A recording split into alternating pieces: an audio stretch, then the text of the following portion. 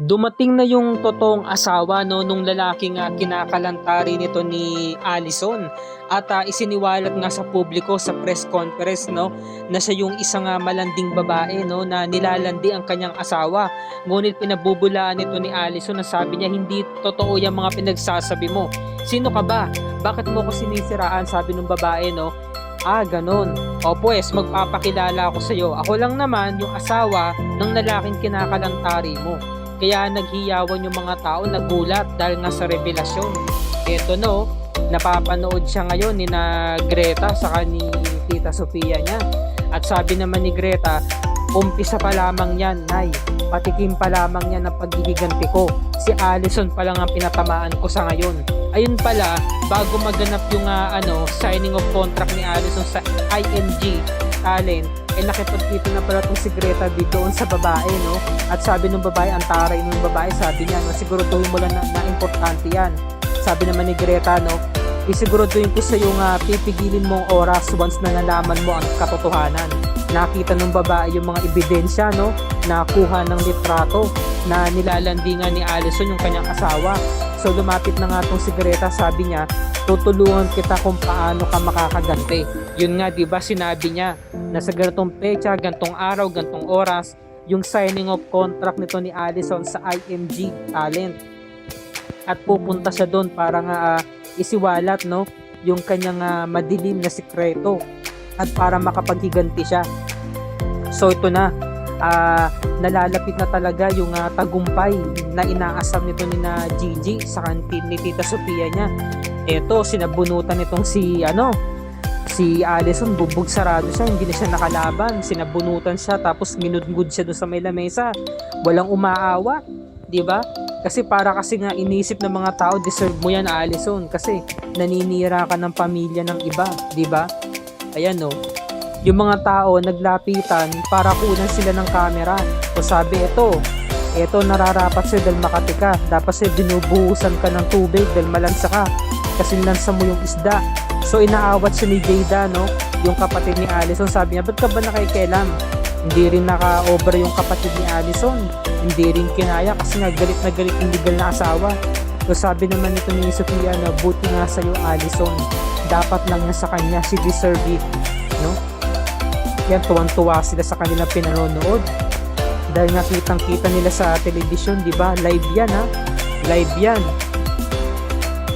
Gumawa sila na iskandalo. Napaya talaga si Allison tapos pinunip yung damit niya.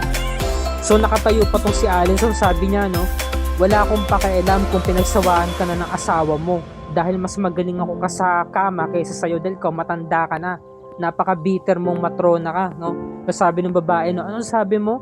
Tapos sabi ni Allison, no, pasensya na guys, nabanggit ko lang naman yun dahil sa sobrang galit ko, nadala lang ako ng emosyon ko. Hindi totoo mga sinasabi niya laban sa akin.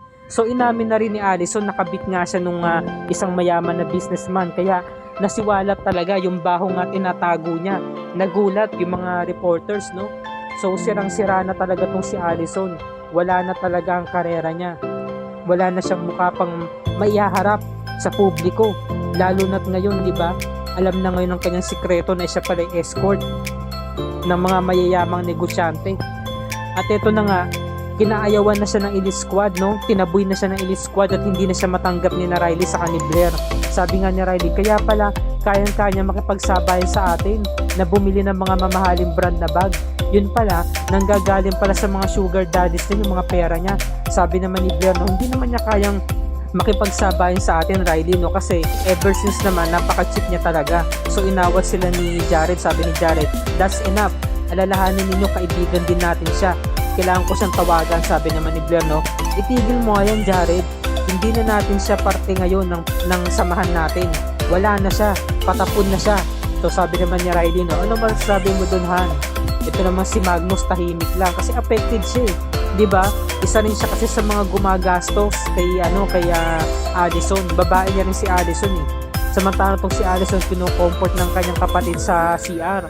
At sinundan sila ng mga press, no, mga reporter.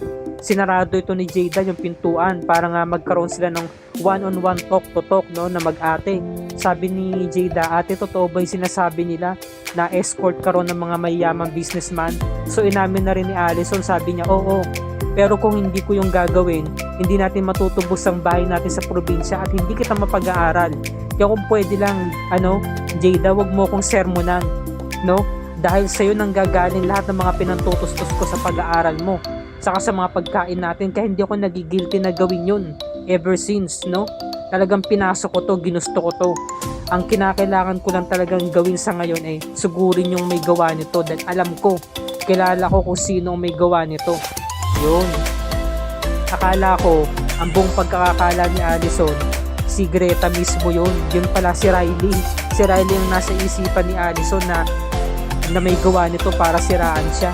Ito na, pumunta na sa labas itong si Greta saka si Tita Sophia, sinama niya. Sabi ni Tita Sophia niya, akala ko ba gusto mo nga makasama ang nanay mo the whole day kasi birthday niya ngayon. Sabi naman ni Gigi, hindi ko kasi magiging kumpleto ang birthday ni nanay kung wala po ito. Napaka-special po nitong pagkain na to. So ito na po, nandito na po tayo. Ayan, kuya, pakyawin ko na po lahat ng mga isaw ninyo. Basta damihan nyo po ng suka Yun. So sabi naman ni Sophia, safe ba dito? Safe bang kainin yan? Sabi naman ni Gigi, no, Nay, patay na ang mga mikrobo niyan kapag yan inihaw. Paborito ko kasi namin yun ng nanay ko. Alam nyo ba dati nung walang-wala pa kami, yan lang po yung ulam namin, sapat na yun. Masaya na po kami dun ni nanay. Ngayon kasi, kinakailangan ko po nitong bumili para ihain sa kanya. Nang sa ganun, maamoy niya yung presensya ng isaw. Baka malay natin, magkamali na siya, di ba? Sabi naman ni Sophia, no, bakit? Nangihinayang ka ba sa buhay mo ngayon? Sabi naman ni Gigi, no, dati ho kasi, binigyan ako ng pamana ni tatay, nakakain po ako ng masarap na pagkain, nakakaiga po ako sa malambot na kama, pero nagbago po lahat ng yun nung nakilala ko si Jared.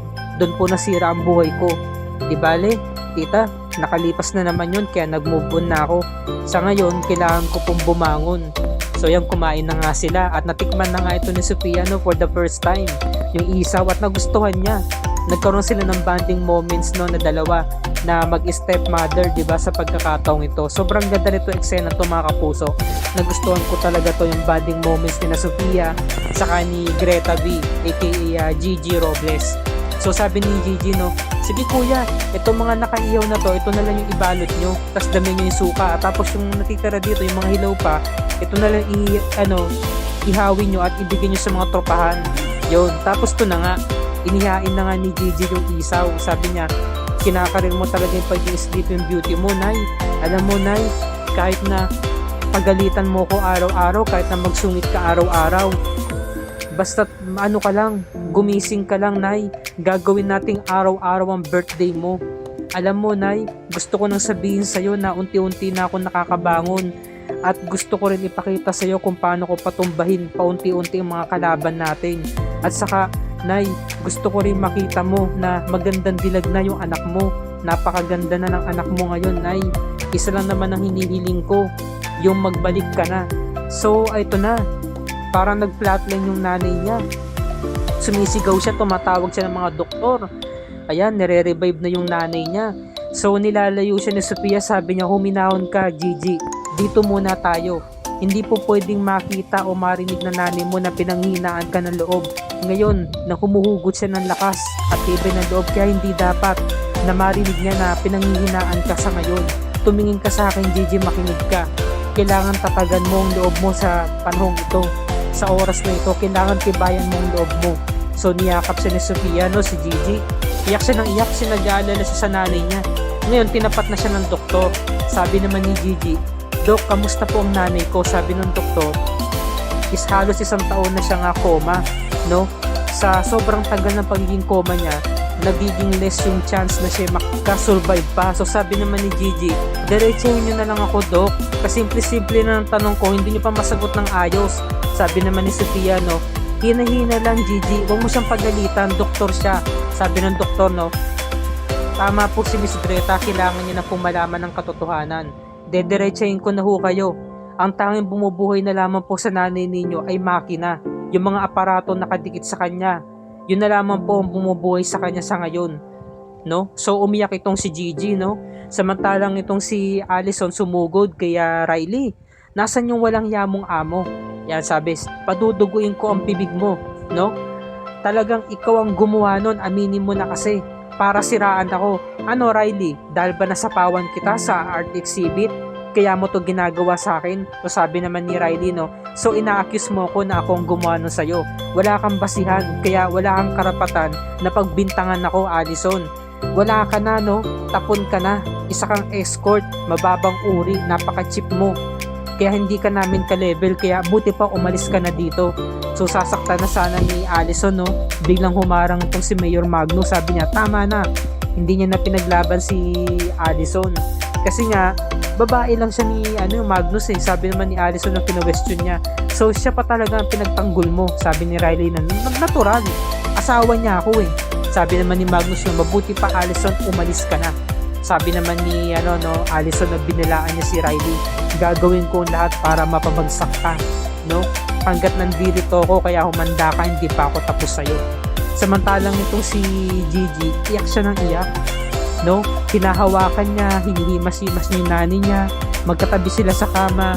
Wala talaga siyang ibang hinihiling kundi ang kaligtasan at manumbalik na sa dating sigla, dating saya yung nanay niya. Wala naman talaga siyang hinihiling eh, di ba? Kundi ang bumalik na muli ang buhay ng kanyang nanay. No, magkasama na sila. Lalo na ngayon birthday pa ni Luisa, ngayon pa nangyari yan. Umiiyak siya kasi gusto niya talaga magsama na sila ng nanay niya. Kaya wala daw siyang ibang gagawin kundi hintayin. Hindi raw siya mapapagod na maghintay para lang magbalik ang kanyang nanay kasi halos 1 taon na eh. Ngayon nakikita ito ni Sofia. Nakikita niya yung paghihirap ni Gigi na lagi na lang siya malungkot, lagi siyang umiiyak, lagi nag-aalala. 'Di ba? Parang naghihintay na lamang ng pag-asa. So eto, kinumpronta niya na si Gigi. Sabi niya, Greta, it's time na para mag-usap tayo ng masinsinan. Para sabihin ko sa iyo, maaari ka na magdesisyon na kailangan mong tanggalin sa life support ang nanay mo. So umapila dito si Greta, no? Tumayo siya bigla. Sabi niya, tanggalan ng life support? Tita, naririnig niyo ba yung mga sinasabi niyo? Alam niyo naman na si nanay ang buhay ko. Gagawin ko ang lahat para sa kaligtasan niya. Gagawin ko ang lahat para maisalba siya. Siya na lamang yung karami ko sa buhay eh. Tita, wag naman kayo maging unfair. Alam ko nawalan kayo ng anak, si Bella, no? At nawalan din kayo ng asawa, si tatay. Pero wag niyo naman itong gawin sa akin. Hindi kayo Diyos. Hindi kayo magdedesisyon para sa buhay ng nanay ko. Sabi naman ng Sofia, naunawaan kita, Gigi. Nawalan din ako ng mga mahals ko sa buhay bago pa mangyari yan sa buhay mo. Kasi ayokong umasa ka. Umasa ako dati. Nakakala ko makakasama ko sila ng matagal pero pinaasa lang ako ng pagkakataon hanggang sa huli. Nasaktan ako. Ayoko lang matulad ka sa naranasan ko dati, Gigi. No? Nauunawaan kita, naiintindihan kita. Pero pinaglaban pa rin talaga ni Greta, no? Yung karapatan niya bilang isang anak dahil nananalangin siya para sa kaligtasan ng kanyang ina. Gagawin daw niya ang lahat para manumbalik, no? Yung buhay ng kanyang nanay. Kasi nga sabi nga dito ni Greta, no? Kapag ginawa niyo yan, kakalimutan ko nang tinulungan niyo ko. Pati ang nanay ko, kakalimutan ko na lahat ng mga kabutihan ninyong ibinigay sa akin. So yan ang sinagot ni Greta sa tita Sofia niya, sa kanyang stepmother. So ito yung dapat natin pakatutukan mga kapuso. Sobrang ganda talaga ng magandang dilag. Araw ng Lunes, episode 45 na tayo. Dumating itong si Attorney Eric, no, at namataan niya na mayroong babae doon sa loob ng kwarto. Baka mamukaan niya ito'y si Greta, di ba? Paano kaya ito malulusutan ni Sofia Robles? Lalo na unti-unti na silang nahuhuli ni Attorney Eric. Samantalang itong si Allison sobrang depressed na. Nagiinom na lang siya, no, nagkukulong sa kanyang bahay. Hanggang sa naaksidente siya. Bumarog yung ulo niya doon sa may babasaging lamesa. Tumumba siya. Samantalang itong si Jerry sa si Blair, meron pa rin silang concern kahit papaano sa kaibigan nila. Pinuntahan nila itong si Jada para puntahan na si Allison at nakita nila wala itong malay, no, sa sala dahil nga nabarog yung kanyang ulo. Samantalang merong pinaplano yung head na doktor saka itong si Sofia. Ano kaya yun? Tuluyan kaya nga maisasalba ang buhay ni Luisa? Magkakaroon kaya ng milagro? Tuluyan kaya siyang manunumbalik sa buhay ni Gigi? Yan ang dapat natin pakatutukan mga kapuso sa episode 45 ng Magandang Dilag. At dito na po nagtatapos ang review and recap natin para sa araw na ito. At happy weekends mga kapuso. Maraming salamat sa inyong panonood. At kung bago ka pa lamang sa aking channel, please like this video, i-share mo na rin sa iyong social media platforms, i-hit mo na rin ang subscribe button with notification bell icon para lagi ka updated sa mga episodes ng Magandang Dilag and other GMA shows tulad nito. Happy viewing mga kapuso and God bless us all.